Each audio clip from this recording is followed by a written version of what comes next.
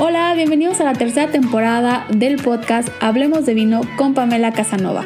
Este podcast está dedicado a difundir los temas relacionados con el fascinante mundo del vino. Estoy aquí para guiarte de forma sencilla y entre amigos. Atrévete a preguntarme todas las dudas que tengas al respecto. Aunque creas que son tontas, no lo son. Aquí estoy yo para guiarte y juntos disfrutar de lo que nos ofrece el fascinante mundo del vino. Bienvenidos. Hola, bienvenidos al podcast. El día de hoy vamos a hablar sobre la clasificación y un poquito esta categoría que existe alrededor de los vinos alemanes, que a veces se nos hace un poquito complejo entender este sistema o estas categorías en los cuales ellos van a ir clasificando las distintas calidades y estilos de vinos que elaboran en Alemania. Así que en este episodio te voy a explicar un poco sobre cómo está distribuido los Qualitätswein y los Prädikatswein en torno a la elaboración de los vinos alemanes. Así que vamos a empezar un poquito a entender el por qué existe todo esto. Hemos hablado en otros episodios sobre las denominaciones de origen, las apelaciones de origen, los IG, las IGT, etcétera, de tal vez España, Francia, Italia, que son, digamos, los países un poquito más familiares para nosotros cuando estamos iniciando en el mundo del vino, y cuando nos toca aprender o nos topamos una etiqueta de vino alemán, pues para empezar, si no estás muy familiarizado con el idioma, se vuelve algo como intimidante, ¿no? Por el idioma. Y también en la forma en la que están presentadas estas etiquetas, que tienen diferentes clasificaciones y a veces no sabes, pues, si es un vino dulce, seco, qué variedad es, o no tienes ni idea. Y bueno, pues lo vuelve un poquito, obviamente, complejo. Así que quiero explicarte un poquito el por qué todo esto. Y bueno, pues obviamente hay que regresarnos un poquito hacia atrás en la época más o menos de la Edad Media, o un poquito antes o después, en este periodo, veámoslo así en la historia. Empezaron pues obviamente todos estos problemas para regular el consumo, obviamente, de esas bebidas alcohólicas y la calidad, sobre todo, ya que pues te podrían vender tal vez un vino de unas características muy especiales y tal vez no lo era. Entonces necesitaban obviamente unas reglas, una legislación que tuviera todas estas normas para la vinificación y producción de los vinos, y obviamente que esto estuviera presente en la etiqueta para que la persona que lo comprara o lo consumiera supiera qué estaba comprando o qué estaba a punto de probar. Entonces, más o menos empiezan a tener esta idea de crear una legislación, y justamente en el siglo XIX empezaron a crearse fundaciones o asociaciones de esta forma de personas que se dedicaban justamente a la elaboración del vino y obviamente pues de mejorar la calidad de los vinos alemanes. Y bueno, pues esto fue creando una especie de lo que hoy conocemos como cooperativas, las cuales les ayudaban a tener una mejor producción y obviamente a que su producto pues se vendiera pues un poco más fácil, ya que tenían pues la ayuda de los demás personas que estaban dentro de estas cooperativas. Y pues empezaban a tener algunos casos que su producción tal vez era un poquito mejor porque estaban en mejores zonas, o el caso de la mayoría era que no estaban en los mejores sitios y el clima pues no les ayudaba mucho. Entonces las uvas que tenían como resultado tenían muy poco azúcar y los niveles de acidez eran muy muy altos. Entonces ellos empezaron a crear una especie de alternativa, solución, que era agregar un poco de agua para pues de cierta forma diluir la acidez y el azúcar pudiera aumentar un poco para obviamente tener este nivel de alcohol un poquitito más alto, pero no era una gran solución. Después conocieron una técnica que se conoce como chaptalización. Esta técnica lo que es básicamente es agregar azúcar a este mosto de la uva que ya tenemos para que esta levadura empiece a tener un poco más de alimento, empiece a fermentar un poco más y se obtenga un grado de alcohol muchísimo mayor a lo que sin chaptalizar se podría obtener. Y también se puede utilizar para hacer algunos ajustes para pues de cierta forma equilibrarlo, balancear un poco las notas de azúcar, que tal vez si no las tenía o estaba más ácido, bueno, pues se va haciendo como ciertos ajustes, pero también viene la parte, digamos, mala de esta técnica que empezaron a implementar, que fue que algunas cooperativas o algunos productores empezaron a hacer mal uso de esta técnica y empezaron a abusar del azúcar y empezaron obviamente a bajar la calidad de la elaboración del vino. Y bueno, pues se tuvo que volver a hacer un ajuste, y este ajuste fue un poquito más estricto, y se hizo una ley justamente en el año de 1892, y esta ley tiempo después se fue modificando. Justamente para el año de 1901 ya se modificó para que la chaptalización ya estuviera controlada y regulada. Y la ley de 1909 ya se aplica a una nueva escala, en la cual pueden tener por máximo el 20% del vino no diluido para este proceso, este uso de la chaptalización. Los vinos que empezaron pues con estas modificaciones empezaron a tener pues un poco más de estatus, ya las empezaban como a ubicar en las etiquetas, y bueno, pues de ahí empezamos a tener estos niveles de azúcar, que es a lo que vamos justamente con la clasificación de los vinos alemanes. Aquí, aparte de la calidad, obviamente vamos a tener niveles de azúcar en cada vino. Es por eso que tenemos una clasificación.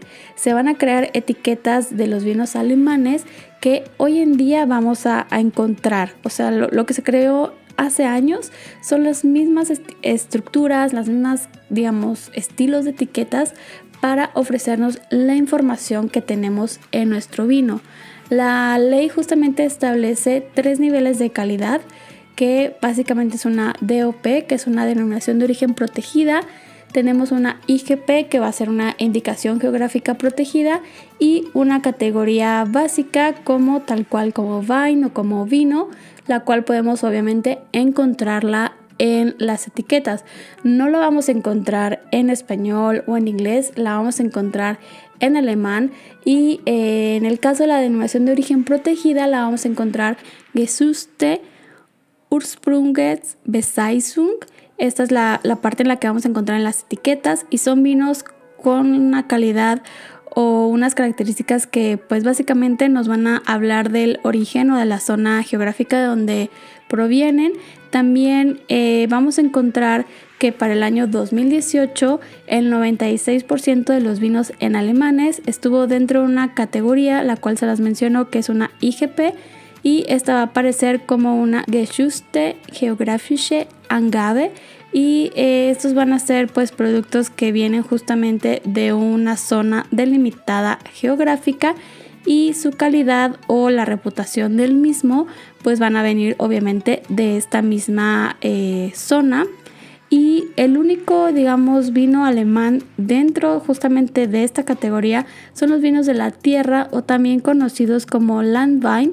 Y bueno, pues esta es una categoría que muy poco se suele usar en Alemania. Tenemos también la categoría de vino alemán o Deutsch Wein, y bueno, pues este es un vino elaborado de una uva que justamente pues va a tener origen alemán, y no se sabe exactamente su procedencia.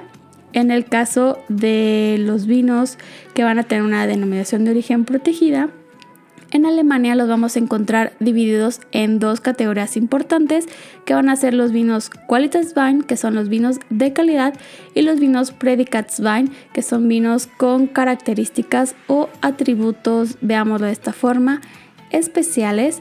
Y bueno, pues en el caso de los vinos Prädikatswein, quiero centrarme un poquito en esto, ya que está muy padre, está muy interesante cuando vas conociendo un poco más de la cultura de vinos alemanes, que vas entendiendo un poquito los gustos, porque a veces decimos, bueno, casi todos los vinos alemanes son como muy dulces, o pues tienen un exceso de azúcar que tal vez no quieres, no estás buscando.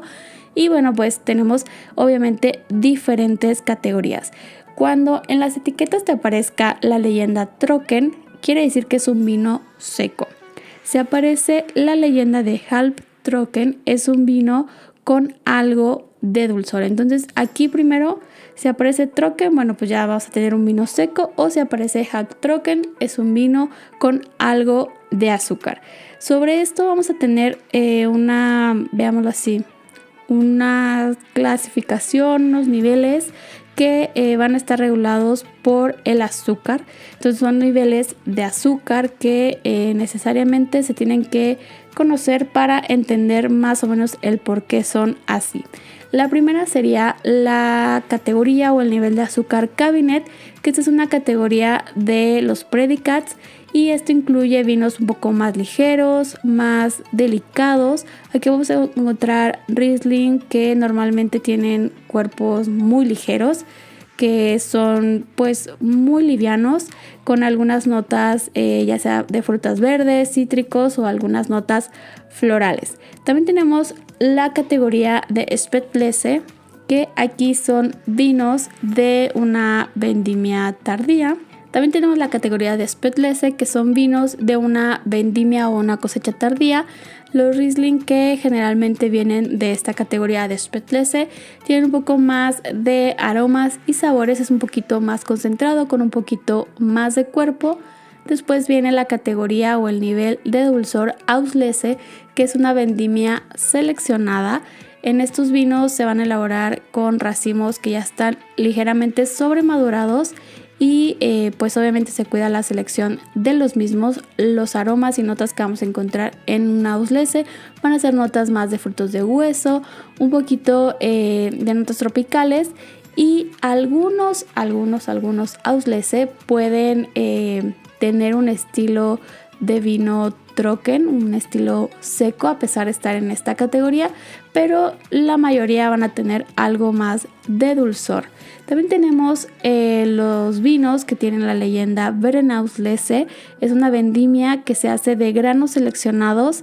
Estos vinos se van a elaborar o se van a seleccionar a partir de racimos o justamente estas bayas, estos granos que van a ser de forma seleccionadas. Algunos van a tener algo de botrytis, así que bueno, pues vamos a tener aromas un poquito más intensos de frutas de hueso, algunas notas de miel. La siguiente escala serían los vinos Trocken Beerenauslese, que son la vendimia de granos secos seleccionados. Aquí los vinos se van a elaborar a partir justamente de racimos que ya fueron secados por un efecto que se conoce como botrytis, o que fueron afectados por la botrytis, y son vinos que de cierta forma vamos a tener algunos aromas similares a los Beerenauslese, pero con un poco más de intensidad. Y por último, lo que yo siempre llamo que es la joya de la corona en los vinos alemanes es el famoso Eiswein o los vinos de hielo, que estos vinos solamente se van a elaborar a partir de uvas que fueron congeladas de forma natural. Aquí vamos a tener muchísimos aromas de frutos de hueso, algunas notas de piña, también la botrytis puede estar presente, pero no interviene justamente en la producción de estos vinos. Y bueno, solamente los Eiswein, por eso los llamo la joya de la corona en los vinos alemanes, porque solamente se pueden elaborar cuando las condiciones climáticas son las óptimas. Digamos que cuando literalmente la naturaleza quiso que la temperatura fuera muy baja para que los racimos de las uvas justamente se pudieran congelar. Entonces es por eso que solamente en estas condiciones se puede obtener un Eiswein. Y haciendo un breve resumen en los niveles de dulzor que podamos tener en esta categoría, te voy a mencionar del más bajo al más alto. Entonces vamos a ir de menos a más. Recuerda que tenemos los Qualitätswein y los Predikatswein. El estilo de vino que puedes obtener de alguna de estas dos categorías son vinos de secos a semidulces. Después, dentro de la categoría de Predikatswein vamos a tener el estilo Cabinet, que son vinos que van también de secos a semidulces. Spätlese también de secos a semidulces. Auslese va justamente de secos a dulces. Auslese va de secos a dulces también. Beerenauslese solamente estilos de vinos dulces. Eiswein también solo vinos dulces y Trocken Beerenauslese también solamente estilos de vinos dulces. Y bueno, pues con esta información que te acabo de compartir justamente de la categoría, estilos y niveles de dulzor en los vinos alemanes que puedes encontrar, o más o menos para que te vayas familiarizando un poquito con las etiquetas de vinos alemanes, justamente en Instagram, en mi cuenta, si no me sigues, te invito a que te des una vuelta por ahí, me encuentras como Pamela Sommelier. Te voy a dejar una infografía con la escala de los niveles de azúcar que acabamos de mencionar para que te vayas familiarizando un poquito más con los nombres o cómo están escritos y algunas características extra sobre cada una de estos niveles, de estas categorías que te acabo de compartir en el episodio. Y me gustaría saber qué te pareció, si aprendiste algo nuevo o si ya es un poquito más sencillo para ti entender las etiquetas de vinos alemanes. Y eso ha sido todo por el tema de la semana. Me gustaría leer tus dudas o comentarios y por supuesto de qué otros temas te gustaría que platiquemos aquí en el podcast. Nos escuchamos la próxima semana. Te invito a que me sigas en todas mis redes sociales en donde seguimos en contacto. En Instagram me puedes encontrar como Pamela Sommelier y en Facebook como Pamela Casanova Sommelier. Nos escuchamos a la próxima. Bien, abrazos.